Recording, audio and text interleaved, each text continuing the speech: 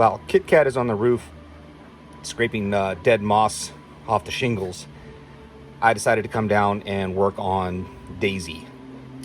She was having a little bit of problems with fuel spilling out the carb after reinstalling the boot that goes from the intake, the airbox, to the carb, and then fuel just started gushing out. So with it sitting so long, this is a relatively new carb too, and it's made of the finest Chinesium out there, but having sat for a little bit and not getting a lot of attention, a lot of love, there was a little bit of residue in the bottom of the bowl, which is not a problem. The problem that I found was with the float pin, and I'm going to try to do this one-handed, or maybe I'll rig up a little stand to kind of show you guys. But carbs scare the crap out of me. Well, not scare the crap out of me, but it's just something that I just don't want to do. But with the coaxing of a friend and the help of some online sources, I conquered the fears and dove in, found the problem, tested it, and everything's running great. So stand by.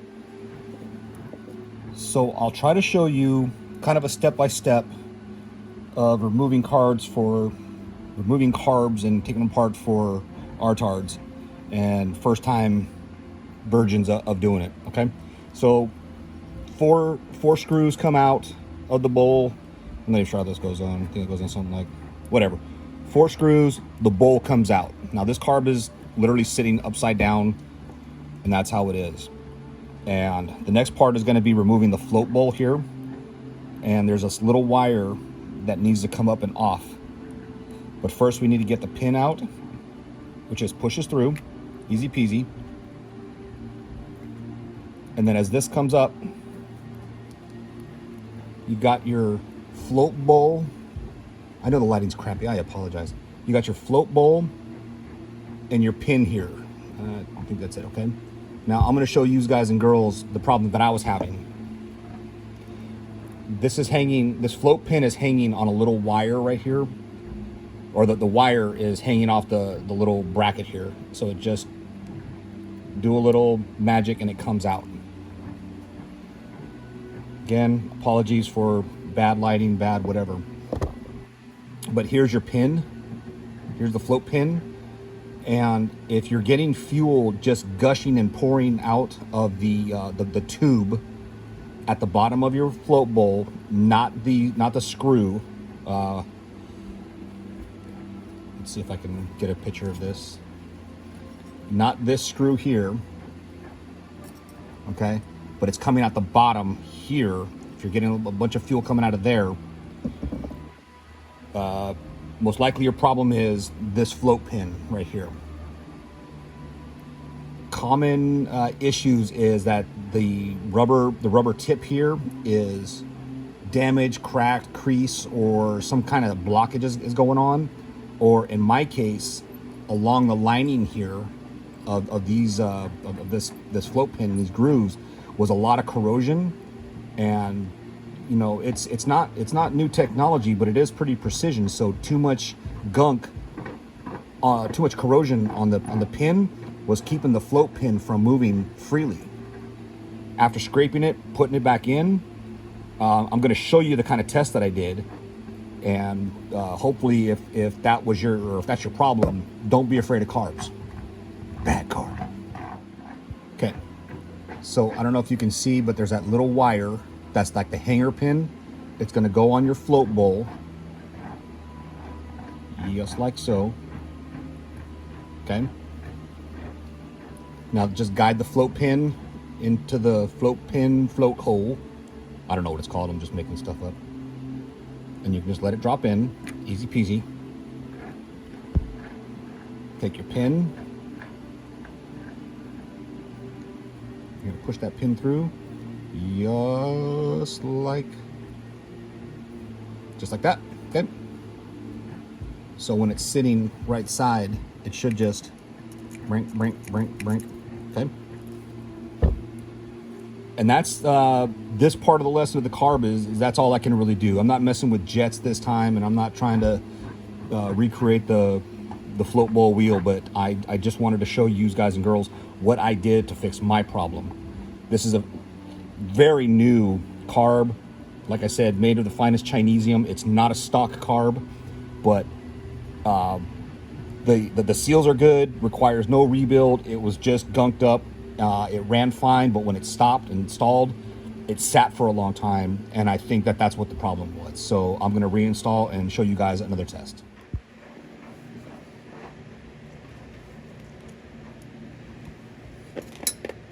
So here's that test I'm going to show you guys.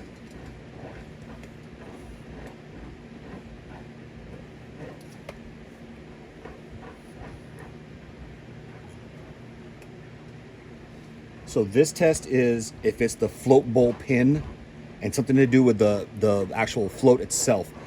If it's leaking from the screw, if it's leaking, no, the screw will be over here. If it's leaking from the screw port, it's something to do with the screw.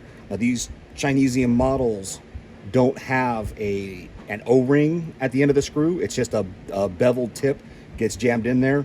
So lesson learned for me to use, guys. I thought it was leaking from that screw, so I jammed it in there and kind of stripped the screw, but it's still very salvageable. So it's fine. But now I know it's from the float. Here's the test. I'm going to turn the petcock on, and you can see fuel is flowing. But as soon as I press up on the float, fuel stops. Off, on. All right. We're able to turn this shit off. All right. So while I have the carb off now, I want to show you one more area that I just mentioned in that last little tutorial section. This is and I'm not even gonna lie, I don't even know why this is. I guess it's just a drain, the fuel bowl drain. But okay, here's the punchline. So I thought the leak was coming from the drain port there. I guess that's what it's called. And I did kind of damage this thing, but like I said, it's still very salvageable. With the beveled tip, that's what plugs the hole. Okay, that's what's plugging your hole. My understanding is, not having worked on carbs before, some of these type of pins will have an O-ring on it, and if the O-ring is damaged, cracked, missing, or pieces are jammed in there and it won't sit right, you'll get fuel coming from your drain port. So it's just very important. I can't stress this enough. If your leak is coming from the drain, then fix your screw. If it's coming from the bottom of the bowl, it's something to do with your float and float pin. So back to the reinstall.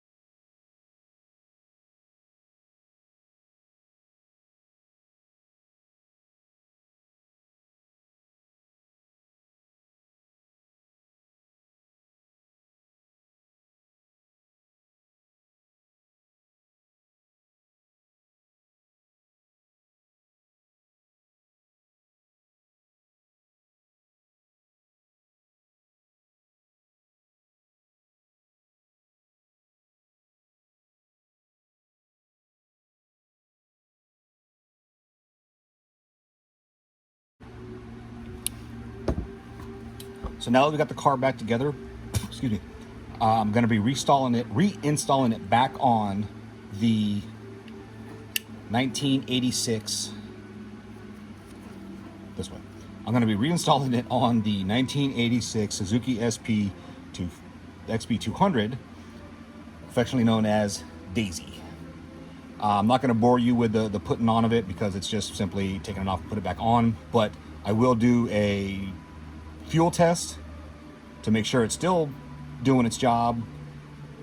But whether I can get it to start, that's the other issue. But this was not the main problem, but it was one of the problems why the bike was malfunctioning. So stand by.